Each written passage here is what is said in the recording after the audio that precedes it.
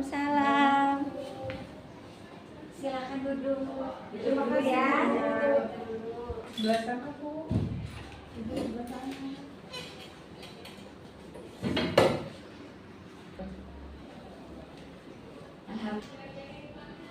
Alhamdulillah Bu bisa datang ya. Kenalkan, nama saya Dinda Fitriani. Saya bertugas di hidup saya hari ini. Saya dapat amanah dan mandat ya dari dinas mengenai stunting di puskesmas kita di Kabupaten Cirebon. Maaf, dengan Ibu siapa? Tidak Zela Bu. Kalau Ibu Tidak Fajar Bu. dari mana semuanya? Dari Puskesmas Tumbang. Oh Ibu dari iya. Bekasi kami Bu. Iya, sebelumnya udah tahu advokasi itu apa? Belum tahu Bu. Advokasi itu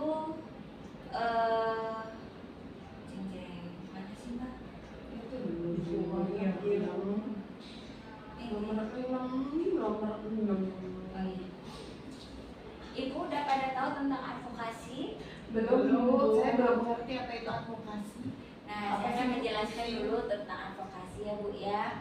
Advokasi itu proses komunikasi yang terencana Bu untuk mendapatkan dukungan dan keputusan untuk pemecahan suatu masalah, gitu ya Bu ya. Dan langkah-langkahnya itu bisa meliputi analisis situasi, analisis stakeholder, penetapan dan tujuan advokasi, penyusunan rencana dan persiapan kegiatan advokasinya, monitoring dan evaluasi, kemudian penguatan. Tujuan advokasinya itu Bu bisa berupa pertimbangan yang bertujuan untuk advokasi dan siapa penentu kebijakannya itu dan apa indikator keberhasilan advokasinya itu dan berapa lama batas waktu yang akan dilaluinya. Kemudian analisis situasinya itu bisa meliputi situasi saat ini karena faktor yang ada kebijakan masa sekarang atau sebelumnya ya Bu ya. Kemudian analisis stakeholder terdiri dari 3 kelompok Bu. Yang pertama pemerintah, swasta dan masyarakat. Dan penguatan proses advokasi setelah monitoring dan evaluasi sebaiknya diulang untuk sasarannya. Jadi dievaluasi lagi dalam sasaran jumlah sasarannya Bu ya.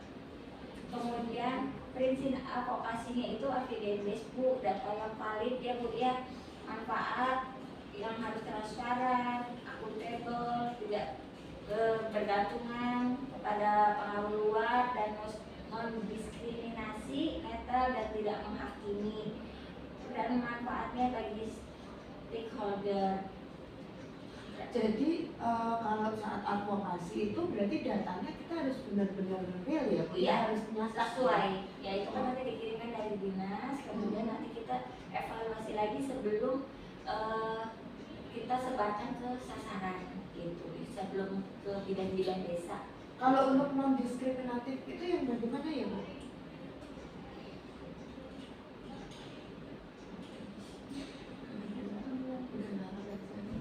Yang dan diskriminatif itu yang tidak sesuai data ya Bu ya, maksudnya Biasanya tidak secara real ya Bu ya? iya tidak secara. Jadi sesuai data, tapi kita tidak membeda-bedakan. Kalau memang dia stunting, ya kita harus tetap mengarahkannya sesuai. Ditulis datanya, walaupun maksudnya si pasien atau masyarakat menolak, tapi kita harus menulis secara. Oh begitu ya Bu ya? Iya, Baik. iya. Kemudian transparansi ya Bu ya, proses advokasinya dipantau, dilihat dan diketahui oleh semua pihak. Jadi nanti kita mungkin akan memerlukan yang di lapangan seperti kader mentekap, UU. Nah nanti itu akan terikat di masalah nutrisinya mungkin nanti ke depannya ya Bu ya. Kemudian ada akuntabel, kegiatan advokasi yang harus dapat dipertanggungjawabkan kepada publik.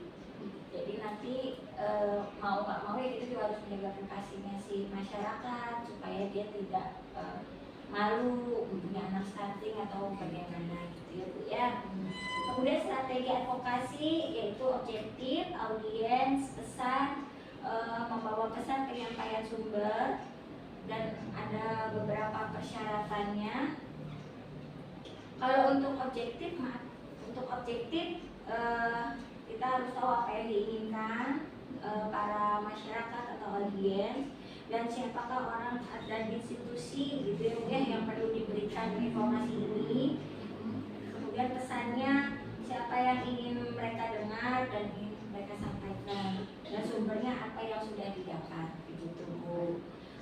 Kemudian persyaratannya bisa dipercaya atau kredibel, layak, memenuhi kebutuhan masyarakat atau relevan, penting, urgent, prioritas yang tinggi ya Bu ya. Kemudian bisa menjadi seorang advokator itu harus mampu mengenali masalahnya yang pertama. Kedua, mengenali isu-isu yang terkini yang sedang beredar di masyarakat ya Bu ya, atau yang masyarakat belum tahu. Memahami kebijakan pemerintah, mengenali interest sasaran advokasi atau stakeholdernya itu sendiri, mengemas informasi yang kaitannya dengan sumber informasi ya, menguasai teknik komunikasi, kemudian menjawab pertanyaan dan komentar stakeholder berdasarkan data yang akurat atau yang evidence base-nya. Kemudian tata cara advokasinya itu bisa di lobby, presentasi, debat, negosiasi, dialog, petisi atau resolusi. Kalau lobby itu seperti data dan argumen yang kuat untuk mengajukan si pendapat gitu ya Bu. Yang kalau debat kontes di mana dua orang atau lebih pembicara mempresentasikan argumentasi mereka dan negosiasi untuk menghabiskan kesepakatan, mengambil kesepakatan bersamanya seperti apa gitu Bu. Setelah penjelasan ini ada yang ingin ditanyakan lagi Bu? Berarti untuk jadi seorang advokator kita harus benar-benar menguasai apa yang kita mau lakukan ya Bu ya? Betul. Saat melakukan advokasi ya? Harus sesuai tatanan,nya, harus sesuai tujuannya dan arahannya kemana supaya tidak terjadi salah paham, apalagi dengan publik ya, ikatannya dengan publik seperti itu. Ada lagi yang mau ditanyakan Bu Bidan? Cukup jelas Bu. Cukup jelas.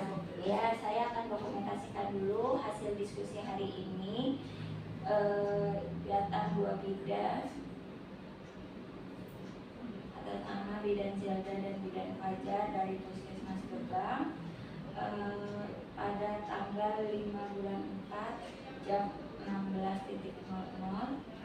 Tanda tangan nama jelas. Nah, setelah saya dokumentasikan, saya ingin bertanya nih pemahamannya. Strategi advokasi itu seperti apa sih Bu?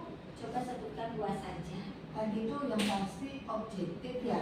Iya, ada lagi. Terus ada pesan, membawa pesan ya. Sumber. Nah, iya, sudah cukup paham ya Bu ya. Nanti saya kasih nomor WA, nanti kita bisa diskusikan lagi. Mungkin saya perwakilan dulu 2 bidan, nanti bakal ada pembinaan bidan selanjutnya di next time. Ya, Baik Bu. ini nomor WA saya yang baru, barangkali lupa. Iya. Terima kasih ya Bu. Terima kasih Bu. Terima kasih.